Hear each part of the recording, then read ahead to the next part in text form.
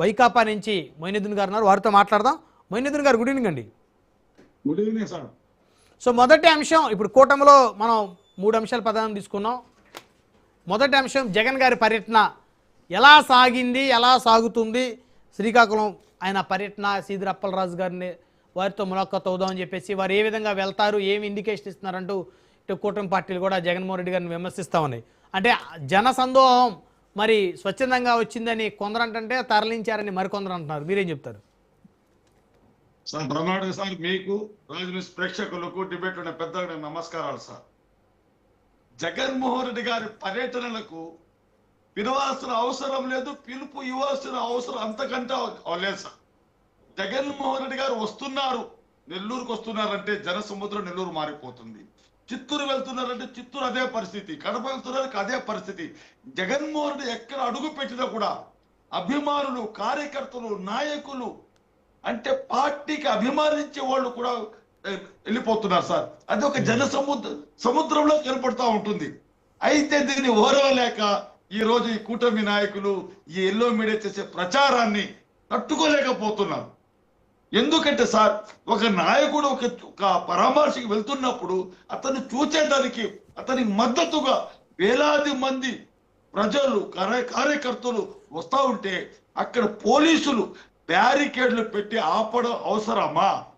వాళ్ళు ప్రశాంతంగా పోనిచ్చుంటే అక్కడ ఎటువంటి సంఘటన జరిగి ఉండేవి కావు. ఈ రోజు వాళ్ళు ఎక్కడికి పోయినా కూడా లాఠీ చార్జీ చేయడము, కొట్టడము, బ్యారికేడ్లు పెట్టడము, మూలపేట దగ్గర ఆపడము, నర్సరీపేట దగ్గర బ్యారికేడ్లు పెట్టడము, అంటే ఒక చోటగా సార్ శ్రీకాకుళాన్ని పలాసను ఒక జైలు మాదిరిగా చేసేసారు. అంటే ఇంత చేస్తా ఉంటారు, తిరిగి జగన్మోహన్ రెడ్డి గారిపై నిందలు వేస్తుంటారు. సార్ బ్రహ్మనాయుడు సార్, ఇక్కడ ఒక విషయం చెప్పాలి సార్. 304A అనేది కేవలం 304A అంటే అన్ఫార్చునేట్ గా జరిగే క్రైమ్ అనమాట. Negligence of crime. Negligence of crime లో 304A పెడతారు. అందులో సిదిరి అప్పలరాజు గారిని 304A థర్డ్ అక్యూజ్డ్ పెట్టారు. థర్డ్ అక్యూజ్డ్ పెట్టిన వ్యక్తిని అరెస్టు చేయడము ఎంత శోచనీయం, ఎంత బాధాకరమైన విషయం సార్. ఆ భారతదేశంలో ప్రతిరోజు కొన్ని వేల యాక్సిడెంట్ జరుగుతున్నాయి. ఇన్ని వేల యాక్సిడెంట్ జరుగుతుంటే ఎన్నో లక్షల మంది చనిపోతున్నారు సంవత్సరానికి. కొన్ని లక్షల మంది ఒక్కొక్క రోజు ఒక్కొక్క జిల్లాలో దాదాపు 30-40 మంది చనిపోతా ఉంటారు కేవలం యాక్సిడెంట్లోని. అంటే వాళ్ళ కుటుంబాన్ని తీసుకుని అరెస్ట్ చేస్తారా? బోండా ఉమా కుమారుడు యాక్సిడెంట్ చేస్తే ఒక వ్యక్తి చనిపోతే బోండా ఉమాను అరెస్ట్ చేశారా? కందుకూరులో చంద్రబాబు నాయుడు గారి ర్యాలీలో మహిళలు చనిపోతే చంద్రబాబు గారు అరెస్ట్ చేశారా? చంద్రబాబు నాయుడు గారు కేసు పెట్టారా? పవన్ కళ్యాణ్ గారి ర్యాలీలో ఒక వ్యక్తి చనిపోతే పవన్ కళ్యాణ్ మీద కేసు పెట్టారా? సింహాచలం దేవాలయం అక్కడ భక్తులు చనిపోతే వాళ్ళ మీద కేసులు పెట్టారా? దేవదాస్ శాఖ మీద కేసు పెట్టారా? తిరుమలలో భక్తులు చనిపోతే దేవదాస్ శాఖ మీద అక్కడ కేసు పెట్టారా? అక్కడ ఈవో మీద కేసు పెట్టారా? కేవలం ఏదో విధంగా ఎల్లో మీడియా ఏదైతే కపట నాటకాలు ఆడుతున్నదో, ఏ కపట నాటకాలు ఆడుతున్నదో వాళ్ళు చెప్పింది వేదం లాగా ఈ రోజు టీడీపీ ప్రభుత్వం చేస్తున్నది. ఇక్కడ కూటమి ప్రభుత్వం ఎల్లో మీడియా అరెస్ట్ చేయమంటే చేస్తారు, లేదంటే లేదు. ఎల్లో మీడియాకు అవినీతి పెరగడంటే ఆ ఒత్తరిచ్చిందే తీర్పు. కోర్టులో అవసరం లేదు, లాయర్లు అవసరం లేదు, వాదనలు అవసరం లేదు. ఎల్లో మీడియా ఏది చెప్తే అదే ఫైనల్.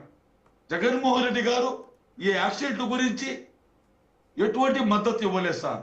జగన్మోహన్ రెడ్డి గారు క్లియర్ గా చెప్పారు, యాక్సిడెంట్ జరగడము తప్పే, అయితే అన్ఫార్చునేట్లీ జరిగింది. అన్ఫార్చునేట్లీగా జరిగితే ఒక చిన్న వయసు కుర్రోడిని, ఒక మేజర్ కానీ ఇప్పుడు 18 సంవత్సరం ఇంకా నిండలేదు అతనికి, మొన్ననే నీట్ ఎగ్జామ్ రాశాడు. అటువంటి పిల్లవాడికి, ఆ భవిష్యత్తు ఉన్న పిల్లవాడిపై ఒక కేసు పెట్టి మర్డర్ కేసు. ఏం సార్ రాజకీయాలు ఇంత దిగజారుతున్నామా? ఇంత భయపడుతున్నారు చంద్రబాబు నాయుడు గారు, లోకేష్ గారు, జగన్మోహన్ రెడ్డి గారు చూస్తే అంత భయం వేస్తుందా మీకు? సిదిరి అప్పలరాజు ఒక బీసీ కష్టపడి పైకి వచ్చిన ఇక్కడ ఒక ఇష్యూ జరిగినప్పుడు కులాల అంశం వద్దు, అసలు తప్పు ఒప్పు మాట్లాడదాం. అసలే తప్పు ఒప్పు సార్. అయితే అక్కడ జరిగింది ఒక అతను మైనారిటీ కూడా తీరని వ్యక్తి, కుర్రోడు నీట్ రాశాడు, అతని భవిష్యత్తు ఉంది. అన్ఫార్చునేట్ జరిగిన యాక్సిడెంట్ ని దాన్ని తీసుకువెళ్ళేసి అబ్బా కావాలని చేశారని ఆ సుధీరప్ప అరెస్ట్ చేస్తారు సార్? ఇంతకంటే దుర్మార్గం ఉంటుందా? రేపటి రోజు నాలాంటి వేరే వ్యక్తికి రాజకీయ నాయకుడిని కార్యాక్షన్ చంపేస్తే అనుమానం పడవచ్చు.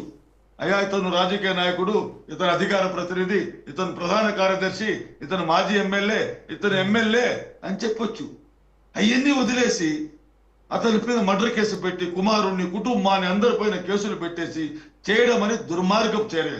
ఈ రోజు రాష్ట్రంలో అదే జరుగుతుంది సార్. ఈ అవినీతిని అంతమొందించాలి. అందుకే నిన్న పొద్దుటూరు ఎమ్మెల్యే వరదరాజు చెప్పారు, ఆయన క్లియర్ గా చెప్పారు ఏం జరుగుతుంది నా యొక్క వరదరాజుల రెడ్డి గారికి నియోజకవర్గంలో ఏం జరుగుతుంది ఆయనకు అర్థం కావట్లేదా? అంటే ఆయన నియోజకవర్గంలో జరిగేటువంటి ఆ తప్పుల్ని కూడా ఆయన సరిచేయలేని పరిస్థితుల్లో అన్ఫిట్ అయ్యారు లేదు అని చెప్పేసారు సార్. నా వల్ల కావడం లేదు, అధికారులు లంచగొండులు అయిపోయారు, పోలీసులు వినడం లేదు, లంచానికి అవినీతికి అలవాటు పడిపోయారు అని ఒక ఎమ్మెల్యే చెప్తుంటే అంతకంటే దౌర్భాగ్యం ఉంటుంటుంది సార్. అంతకంటే దౌర్భాగ్యం ఉంటుందా?